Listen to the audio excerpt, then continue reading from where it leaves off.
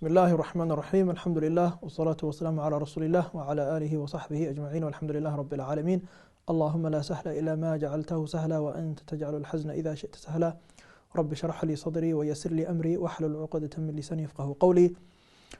Inshallah, before I begin with the last section, which is talking about suluk on the path to Allah subhanahu wa ta'ala, before I begin with that section, because we just completed the section on fiqh, I just want to mention a little bit about something to do with how to study the Shafi'i legal tradition. Or what is the traditional way of studying Shafi'i fiqh?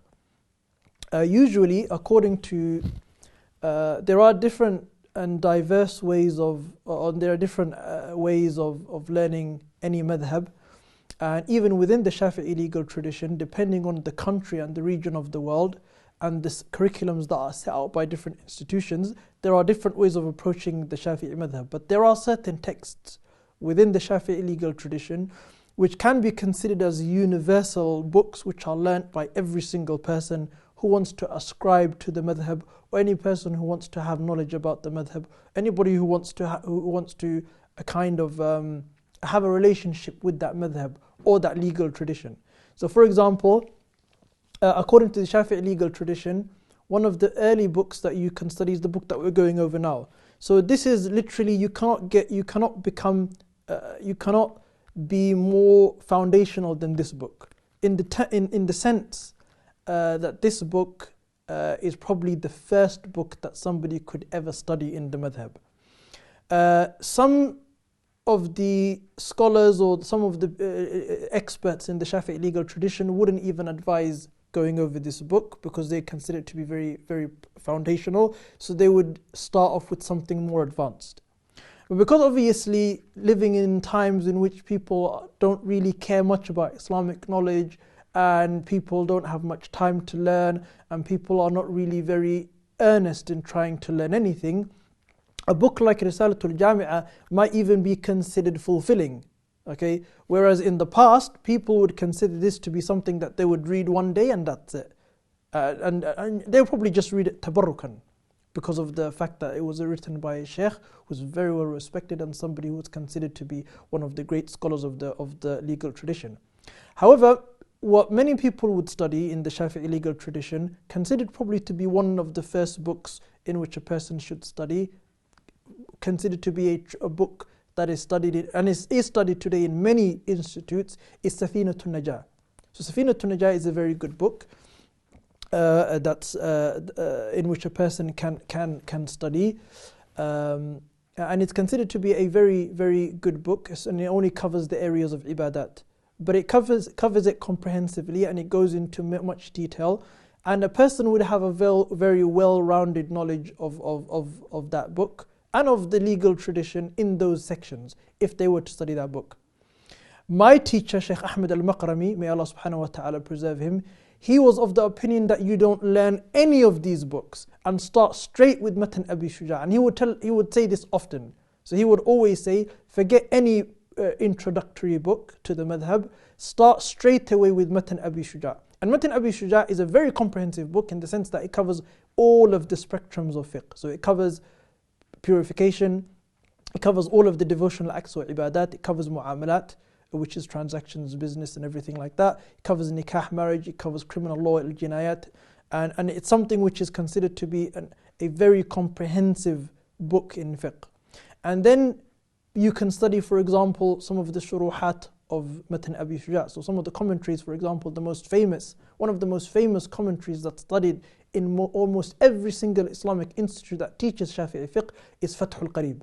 So Fathul Qarib is a book written by Ibn Qasim al-Ghizzi alayhi rahmatullah wa radiyallahu anh, one of the greatest scholars in the Islamic tradition. He has many books that he's written. He's written many books extensively in fiqh, like Fathul Qarib. He's also written a commentary on Aqidatul Nasafiyya. So he's actually written a very good commentary also on Islamic theology, on the Aqidah of Imam al-Nasafi. Also, you can, after studying Fathul Qarib, for example, if somebody wants to study, for example, Nadhm al-Zubad, written by the great scholar Ibn Raslan alayhi rahmatullah, that's considered to be one of the fundamental, universal books studied in the Shafi'i madhab. So Ibn Arslan's book Nadm al-Zubad is a book that's not only studied but it's memorized. So it's actually considered to be a book that's memorized and a book that should be memorized by many. If you go, for example, to Yemen and many other countries in East Africa, people would often memorize Nadm al-Zubad like they would know anything else. So you would even see old women reciting lines of Nadm al-Zubad. That's how famous it became. So Nadm al-Zubad is one of the books that's primary in the madhab and is considered to be one of the most important books in the madhab. That along with Umdatul Salik. So sometimes many of our teachers would say that Umdatul Salik and Nadm al-Zubad should be coincided. One, that you can take two pathways to Minhaj. So both of these paths lead to Minhaj. You can either take the route of Nadm al-Zubad or you can take the route of Umdatul Salik. Umdatul Salik was written by a great scholar, Ibn Naqib al-Misri, the great Egyptian scholar, alayhi rahmatullah, who was actually the son of a captured prisoner of war from Rome, from Greece. So he was Greek in origin. His father was captured in war. He was a prisoner of war. And after he was a prisoner of war, he actually became a government official. So he became one of the most important government officials in the whole of Egypt. And his son was called, that's why he was called Ibn Naqib, the son of the vicegerent, or the son of the government official. That's what he was known as, alayhi rahmatullah. So his book Umdatul Salik is considered to be one of the most important books in the madhab. And then you go to Minhajul Talibin, which is a book written by Imam al-Nawawi, which is a summary of a book called al-Muharrar. And this book, al-Muharrar, was written by Abu Qasim al-Rafi'i. That's considered to be the mu'tamad of the madhab. So Minhaj is considered to be the mu'tamad of the madhab of Imam al-Shafi'i. If a person studies Minhaj, they have comprehended the madhab. Al-Minhaj is a summary of Al-Muharrar by Al-Rafi'i, which is also a summary of a book called Al-Wajiz by Imam Al-Ghazali, Hujjatul Islam. So it all goes back really to Imam Al-Ghazali, most of these books in the in the Shafi'i legal tradition, because he laid down most of the principles and he is considered to be from Ashab al-Wujuh of the madhab. So he's considered to be one of the elite scholars who could introduce an opinion within the madhab. I don't want to go into this too much, inshallah, but when somebody finishes Minhaj, what's left for this person? What journey do they have left? Really, that's what the teachers used to say, that when you finish Minhaj, that's just the beginning of the journey. That's how interesting it is. So when you finish Minhaj, that's when you're actually now just starting to begin your journey. So when you finish Minhaj, now you're going to start studying more about the evidences of the madhab. So you study a book called Al-Muhadhab as an example. You could go into the Mukhtasar of Al-Minhaj by Zakaria Al-Ansari, Shaykh al-Islam, Al-Manhaj. Or you could go, and if you want to study the Dala'il, you go to Al-Muhadhab and you study the Ta'lilat, you study Al-Muhadhab by Imam Abi Ishaq al-Shirazi. And that's the first introduction that a Shafi'i student will get when they want to compare the Shafi'i madhab with the Hanafi madhab. So Al-Muhadhab introduces to the Shafi'i student the Hanafi madhab. So now we are going to learn that there are other madhahib also. Especially the most important madhab considered to the Shafi'i is the most important madhab, fiqhi madhab, that's on par with the Shafi'iyah, which are the Ahnaf. And then after that you study and you go even further and you study, for example, a book called the commentary on Al-Muhadhab, like Al-Majmu', for example, by Imam al-Nawawi, in which he incorporates all of the four madhahib. So these are ways in which you can study the madhab. There are different ways depending on obviously the country and the region and the curriculum of the institutes that are teaching the madhab. But I just gave you one method and one way of studying the madhab. Most of the books that I mentioned that are extremely important for studying the madhab, I would say are four elementary books which are critical. Matan Abi Shuja' and the Sharh of Ibn Qasim. I would add an advanced commentary on Matan Abi Shuja', which is considered also to be very, very important. Two advanced commentaries, Kifayatul Akhyar by Al-Hisni, and also Kifayatul Akhyar by Al-Hisni, and also Al-Iqna' by Al-Khatib Al-Shirbini. And then Nadm al-Zubad, which is a very important book that I already mentioned, Umdatul Salik, which is also very important. The best commentary on Umdatul Salik is Anwarul Masalik by al-Maqrami alayhi rahmatullah. and that's considered to be the official or one of the most important commentaries ever written on the book. Then Minhaj has so many commentaries it cannot be counted. But 4 are probably the most important commentaries on Minhaj. You have the commentary of Ibn Hajar al-Haytami, Tuhfat al-Muhtaj fi Sharh al-Minhaj. Then you have the commentary by al-Ramli, Nihayat al-Muhtaj fi Sharh al-Minhaj. Then you have Mughni al-Muhtaj fi Sharh al-Minhaj by al-Khatib al-Shiribini. Then you have Kanz al-Raghibin, Sharh Minhaj al-Talibin by al-Jalaluddin al-Mahalli.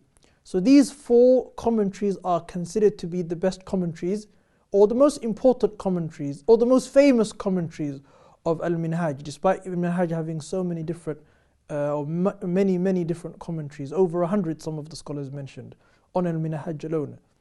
So this is just a brief introduction to how to study the madhab and some of the books of the madhab. If you wanted a more traditional, ancient method of studying the madhab, which doesn't exist really today because this was considered to be an advanced way of studying the madhab, but is considered extinct really only because of the fact that there are not really people who have the capability of learning in such an advanced way in the day and age that we live in. But Imam al-Nawawi, he mentions in his introduction and his muqaddimah to his book Al-Majmu', he says that the way in which the tulab of the Shafi'i, or the people who are studying the legal tradition, would learn the madhab would be 4 books. If you learn these 4 books, he mentioned that you are a master of the madhab. And he mentioned that these 4 books was considered to be the primary text of the Shafi'i students in the past. So he mentioned, and he says that these 4 books are written by 2 authors, so 2 each. So he mentioned Al-Wajiz and Al-Wasit, written by Imam al-Ghazali, and he uses the word, he says, by 2 great Imams, Imaman Jalilan. He says 2 great Imams of our legal tradition. So he mentions Al-Wajiz and Al-Wasit, written by Imam al-Ghazali. And then he mentions 2 books which were written by Abu Ishaq al-Shirazi, At-Tibyan and Al-Muhadhab. So these 2 books written by Abu Ishaq al-Shirazi, if a person mastered these books, they would be considered to be have studied and would have had an absolute, comprehensive and fundamental understanding of the madhab. And that's an ancient way of studying the madhab, but it's not really done nowadays because of the fact that nowadays the mukhtasarat and the summarized versions of these books are what people depend upon, because these books are considered to be extremely advanced now. I mean, studying, for example, At-Tibyan by Abu Ishaq al-Shirazi as a beginner book today would be that's considered to be much more, that's considered to be on the level of Umdatul Salik, or even more advanced. So studying that as a foundational book would be almost impossible today. But that's just showing you the evolution of the madhab and how much things have changed. Having said that, this is what I can say about the books of the madhab and the books of the tradition. Depending on the places that a person is, that's what really determines how it's studied. But 4 main books I would say focus on: Matan Abi Shuja' and their commentaries. 4 main books and their commentaries: Matan Abi Shuja', Nadm al-Zubad, Umdatul Salik, and Minhaj al-Talibin. And a person who does this today, inshallah, would be somebody who I would consider to be somebody who had studied the madhab properly. And it would be considered that this person has done so. May Allah subhanahu wa ta'ala give us all beneficial knowledge. May Allah subhanahu wa ta'ala give us all tawfiq. Jazakumullah khair wa barakallahu fikum wa sallallahu wa sallam ala nabiyyina Muhammad wa ala alihi wa sahbihi ajma'in walhamdulillahi rabbil alameen.